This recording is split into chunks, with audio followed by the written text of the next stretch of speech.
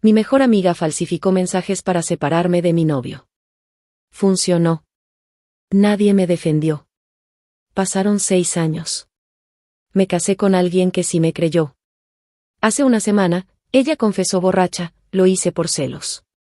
Ahora está en terapia, y él busca contactarme. Pero esta vez, yo solo observo, mientras el karma les cobra con intereses. Tenía 26 años cuando mi vida dio un giro que jamás hubiera imaginado. Cursaba el último año de mi carrera y llevaba 3 años con André, mi primer amor verdadero. Nos conocimos en una clase de literatura contemporánea donde discutimos apasionadamente sobre García Márquez. Él defendía 100 años de soledad, y yo, el amor en los tiempos del cólera. Terminamos la clase, seguimos la discusión en la cafetería, y de alguna manera esa discusión se convirtió en una relación de 3 años que creía indestructible. Valeria había sido mi mejor amiga desde el colegio. La típica amistad adolescente forjada entre lágrimas por chicos que no valían la pena, secretos compartidos a medianoche y promesas de ser damas de honor en nuestras respectivas bodas. Ella fue quien me sostuvo cuando perdí a mi padre en el primer año de universidad. Le conté absolutamente todo sobre André desde el principio. Nuestro grupo era bastante unido: Valeria, André, yo, Martín, Diana y Sebastián. Salíamos juntos, estudiábamos juntos, celebrábamos cumpleaños y fracasos juntos. Una pequeña familia que había construido lejos de casa. En retrospectiva, debí notar las miradas de Valeria hacia André cuando pensaba que nadie la observaba. Las pequeñas excusas para tocarlo casualmente, los chistes internos que intentaba crear con él. Señales tan obvias que mi confianza ciega decidió ignorar. La fiesta de fin de curso debía ser una celebración. Los 6 habíamos sobrevivido otro semestre, algunos con mejores notas que otros, pero todos con historias para contar. André no había llegado aún porque tenía que terminar un proyecto. Valeria actuaba extraña, mirando constantemente su teléfono. Cuando me acerqué, lo guardó rápidamente, como si escondiera algo. No pensé mucho en ello hasta que, de repente, su expresión cambió al ver algo en la entrada. André acababa de llegar, pero antes de que pudiera acercarme, Valeria me sujetó del brazo. Su voz temblaba, o al menos eso parecía. Tengo que mostrarte algo, pero prométeme que serás fuerte.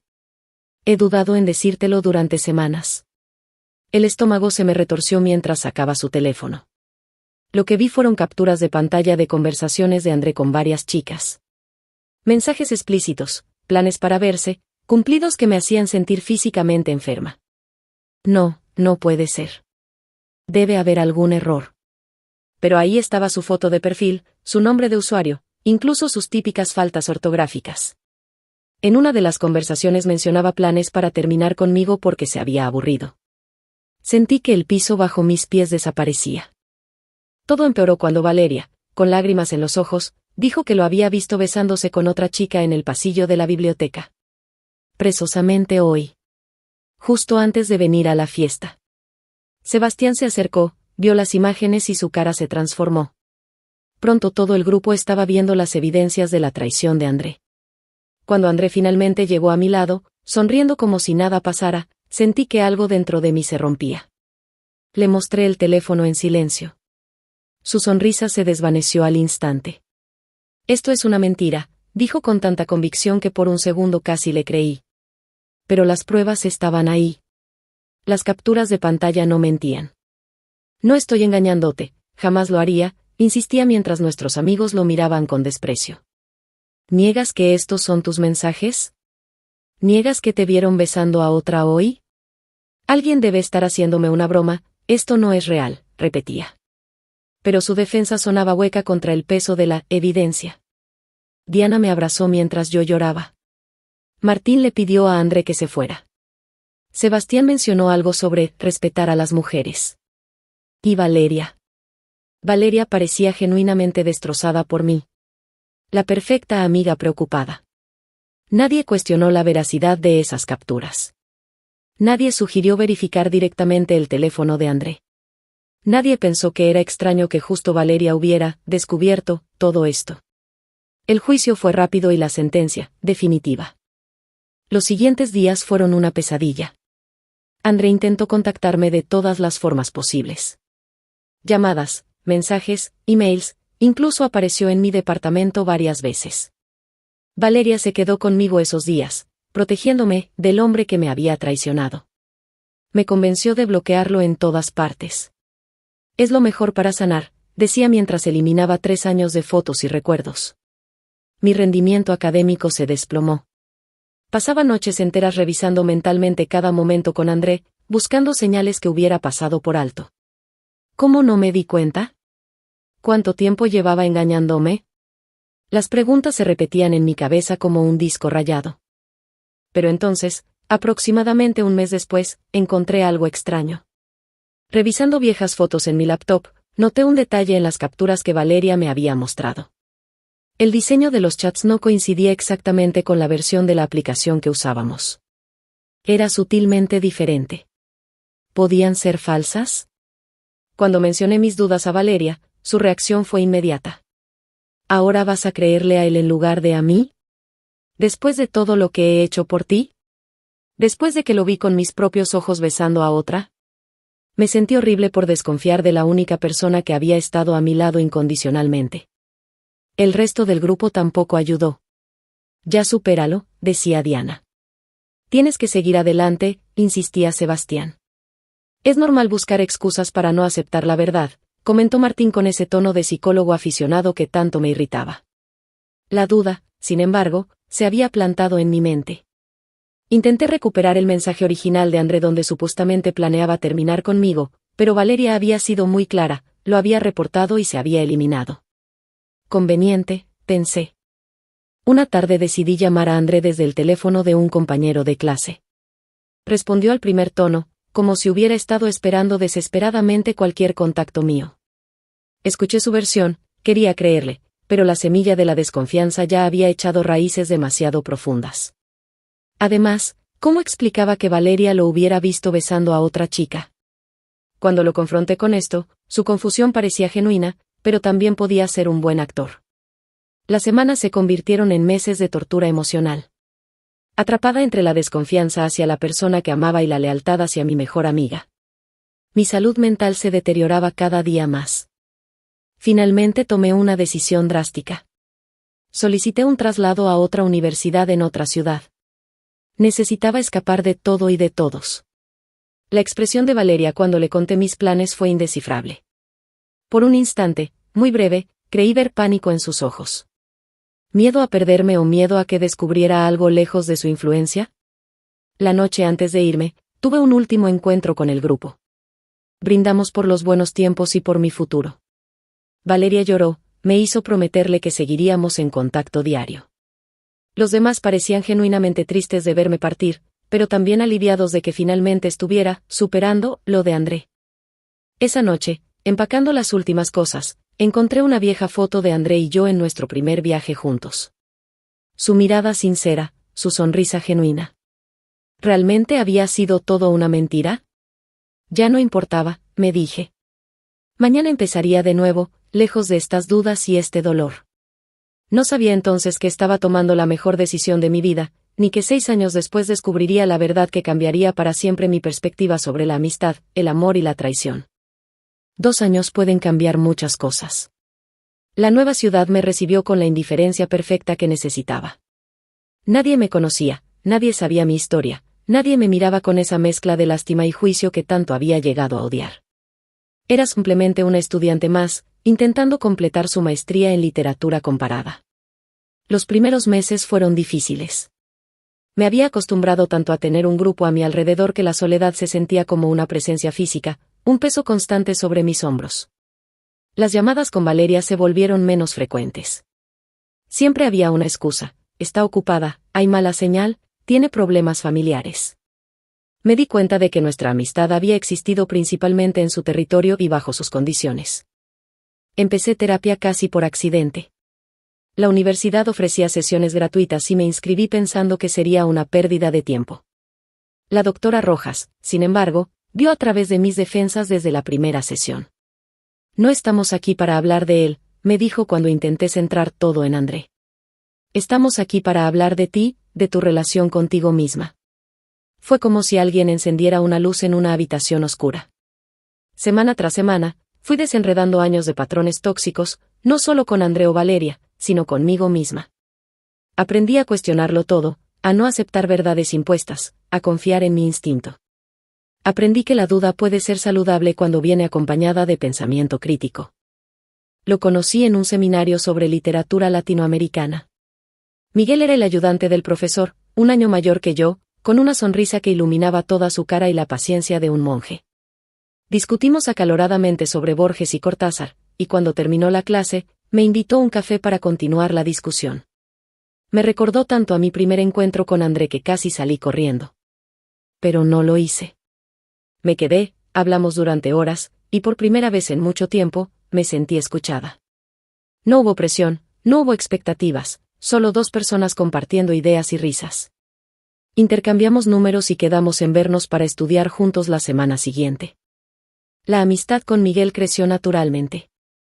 Estudiábamos juntos, veíamos películas extrañas de directores que nadie conocía, cocinábamos platos experimentales que a veces resultaban incomibles. Un día, 6 meses después de conocernos, me atreví a contarle todo. Sobre André, Valeria, las capturas de pantalla, mis dudas, mi huida. Esperaba ver escepticismo en sus ojos, pero en su lugar encontré algo que no había visto en mucho tiempo, confianza absoluta. Te creo, dijo simplemente. No necesito pruebas, no necesito verificarlo, te creo a ti. Las aplicaciones para falsificar chats existen, cualquiera puede usarlas. Y si tu instinto te dice que algo no cuadraba, probablemente estabas en lo cierto. Lloré esa noche como no había llorado en años. No por tristeza, sino por el alivio de finalmente ser creída. De ser validada en mis sospechas. De saber que no estaba loca. Nuestra relación evolucionó lentamente. Miguel nunca presionó, nunca exigió, nunca dio por sentado. Cada paso lo consultábamos, cada avance era consensuado. La primera vez que me besó, pidió permiso. La primera vez que pasamos la noche juntos, me preguntó constantemente si estaba cómoda. Era un respeto que nunca había experimentado. De vez en cuando, las notificaciones de redes sociales me mostraban fragmentos de mis antiguas amistades. Diana se había comprometido con un chico que llevaba apenas 6 meses conociendo. Sebastián había conseguido un trabajo en una multinacional y no paraba de presumirlo. Martín seguía siendo Martín, compartiendo citas pseudointelectuales y fotos en blanco y negro. ¿Y Valeria? Valeria parecía la misma de siempre en sus publicaciones, rodeada de gente, en fiestas, viajes, siempre en el centro de la atención. Pero había algo en sus ojos que me inquietaba. Una tristeza que solo alguien que la conocía bien podría detectar. André intentó contactarme varias veces durante esos años. Primero con insistencia, luego esporádicamente. Un mensaje en mi cumpleaños, otro en Navidad. Nunca respondí. Había bloqueado su número, pero los emails ocasionales seguían llegando. Nunca lo sabría. Eran como cartas de un pasado que había decidido dejar atrás. Valeria también seguía enviando mensajes ocasionales. ¿Cómo estás? Te echo de menos, deberíamos vernos pronto. Respondía cortésmente, pero siempre evitaba compromisos concretos.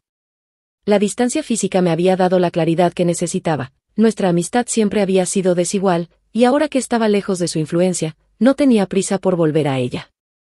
Miguel me propuso matrimonio al culminar nuestras maestrías. No fue una sorpresa grandiosa con flasmado anillo escondido en un postre. Estábamos en casa, en pijama, discutiendo sobre qué película ver, cuando de repente me miró y dijo, quiero pasar el resto de mi vida contigo. No importa lo que venga, siempre te creeré primero a ti. ¿Te casarías conmigo? La boda fue pequeña, íntima. Mis nuevos amigos, su familia, algunos profesores que se habían convertido en mentores.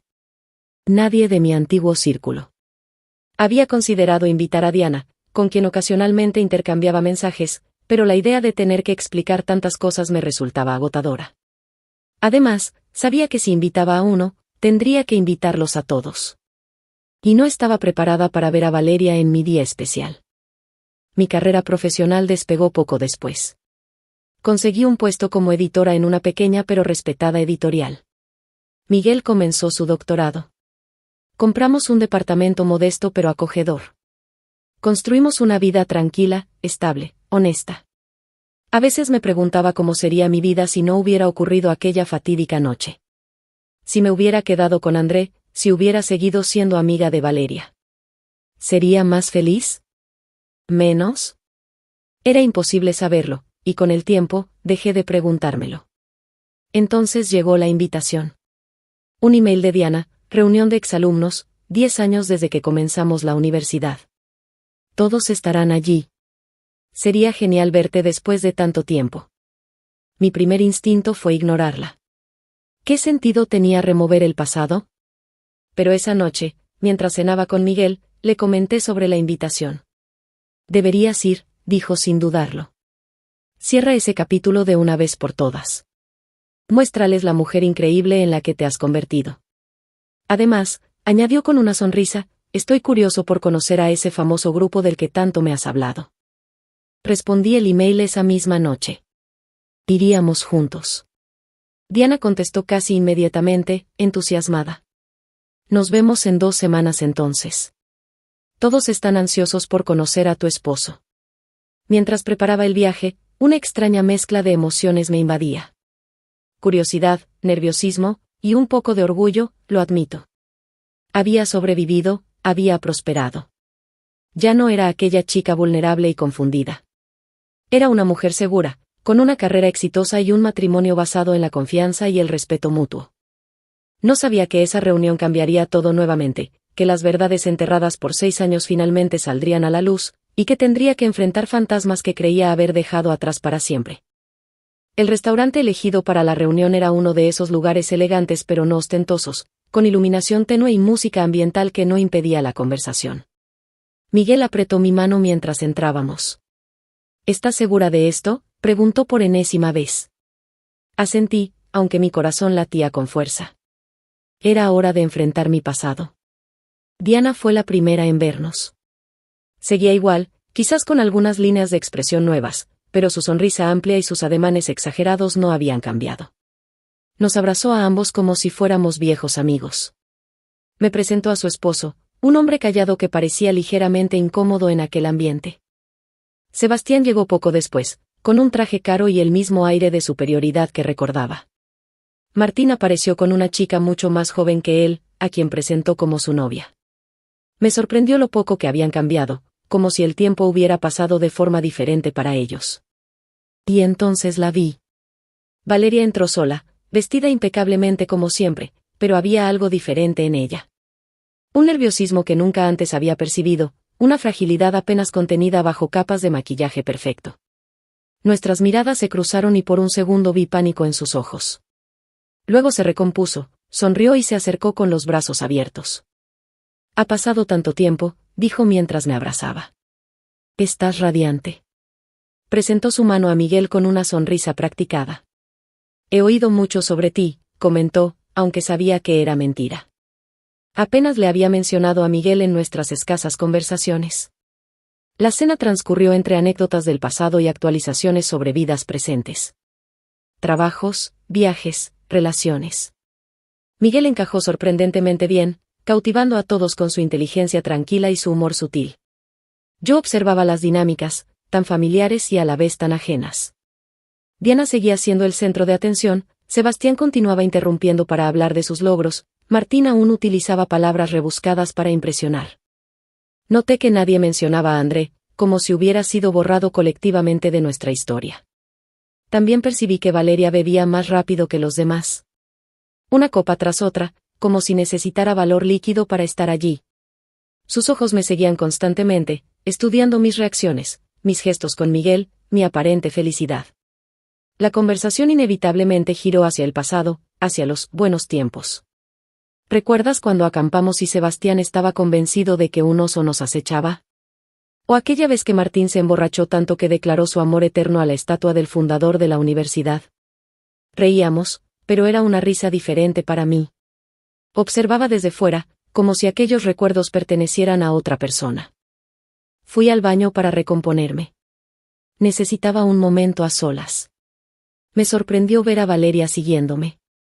Su reflejo en el espejo mostraba a una mujer tensa, con los ojos brillantes por el alcohol y algo más que no supe identificar. «Eres feliz, ¿verdad?» No era una pregunta, sino una constatación. Asentí. «Miguel es diferente», respondí simplemente. Me miró largamente antes de decir, te lo mereces. Me lo mereces después de todo. Algo en su tono encendió alarmas en mi cabeza. ¿Después de todo qué, Valeria? Volvimos a la mesa, pero algo había cambiado. Una tensión palpable flotaba en el aire. Valeria pidió otra copa, ignorando la mirada preocupada de Diana. La conversación continuó, pero yo apenas escuchaba. Observaba a Valeria, que parecía estar librando una batalla interna. Fue aproximadamente una hora después cuando ocurrió. Valeria, visiblemente ebria, dejó caer su copa. El cristal se rompió, el vino tinto se derramó como sangre sobre el mantel blanco. Todos nos sobresaltamos. Ella comenzó a reír, una risa hueca que pronto se transformó en algo cercano al llanto. Nunca te engañó, dijo de repente, mirándome directamente. Las palabras cayeron como piedras en un estanque, creando ondas de silencio absoluto alrededor de nuestra mesa. André nunca te engañó. Lo inventé todo. Las capturas de pantalla, el beso con otra chica, todo. Lo hice con una aplicación que encontré en internet. Fue tan fácil, tan ridículamente fácil.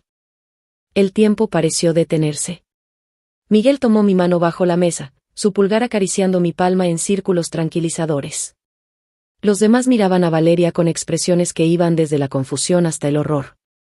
Lo hice porque estaba celosa, continuó Valeria, las palabras fluyendo ahora sin control. Siempre lo estuve. De lo que tenían, de cómo te miraba, de cómo nunca me vio a mí de esa forma.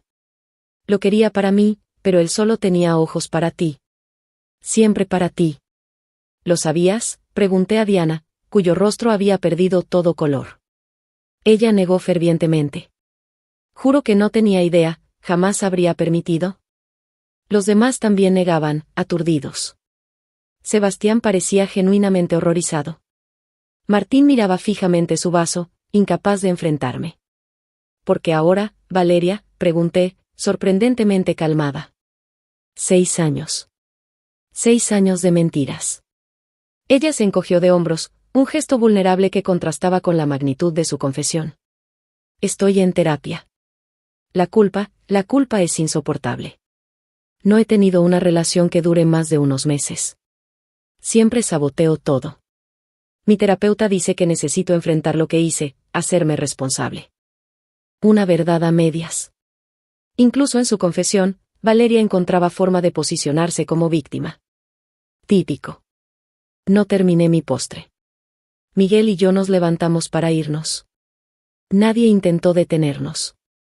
Valeria lloraba silenciosamente. Los demás parecían estatuas, congelados en diversas expresiones de incredulidad y vergüenza. En el taxi de regreso al hotel, permanecimos en silencio. No había nada que decir, realmente. La confirmación de lo que siempre había sospechado no traía el alivio que esperaba. Solo un vacío extraño, como si me hubieran robado no solo aquellos años con André, sino también la posibilidad de nunca saber la verdad.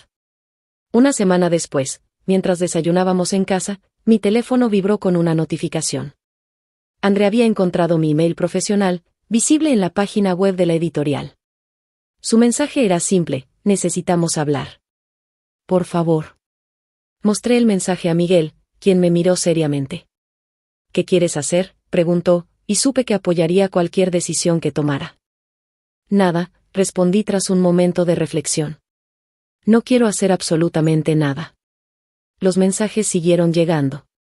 De André, de Diana, incluso de Sebastián y Martín. Disculpas, explicaciones, súplicas para hablar, para aclarar las cosas, para obtener un cierre. Los leía, pero no respondía a ninguno. Pensaba en aquellos meses oscuros después de la traición. En cómo había dudado de mí misma, de mi juicio, de mi valor. En cómo me había costado confiar de nuevo, en los años de terapia para reconstruir mi autoestima.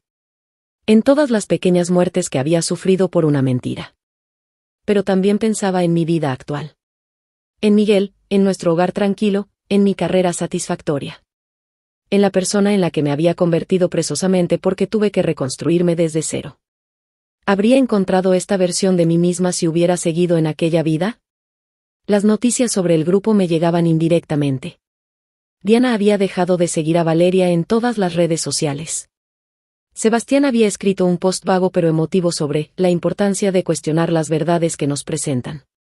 Martín compartió un artículo sobre gaslighting y manipulación. ¿Y Valeria? Valeria estaba perdiendo amistades a un ritmo alarmante. Su última publicación mencionaba que había intensificado su terapia. Que estaba trabajando en sus problemas. Que esperaba algún día obtener el perdón de las personas a las que había herido. André había intentado contactarme de todas las formas posibles. Incluso se había presentado en la editorial, pero mi asistente, previamente advertida, le había dicho que estaba en una reunión importante. 6 meses después, las aguas se habían calmado. Mi vida había vuelto a su cauce normal, con una diferencia importante: esperábamos nuestro primer hijo. Era una niña, según nos había revelado la ecografía. Miguel y yo bromeábamos sobre posibles nombres mientras decorábamos la habitación del bebé. A veces me preguntaba si debería contarle a mi hija algún día sobre Valeria, sobre André, sobre cómo una mentira había cambiado el curso de muchas vidas. Pero esas historias pertenecían al pasado. Las noticias sobre los demás seguían llegándome. Valeria había renunciado a su trabajo después de un episodio de ansiedad en una reunión importante. Estaba viviendo temporalmente con sus padres, recuperándose, según su hermana que ocasionalmente actualizaba sus redes sociales. André había aceptado un trabajo en el extranjero. Su perfil mostraba paisajes de lugares lejanos, pero sus ojos en las fotos tenían esa mirada distante que reconocía bien. La mirada de alguien tratando de escapar de sí mismo.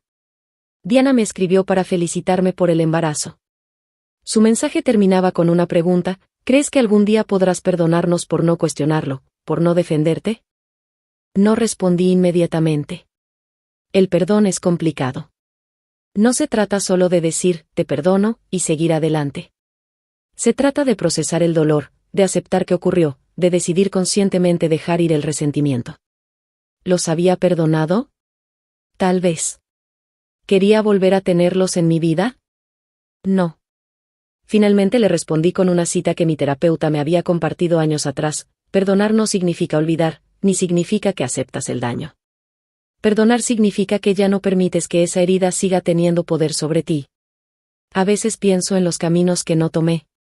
En la vida que podría haber tenido con Andrés si Valeria no hubiera intervenido. ¿Habríamos terminado juntos de todas formas? ¿Habríamos sido felices? Es imposible saberlo.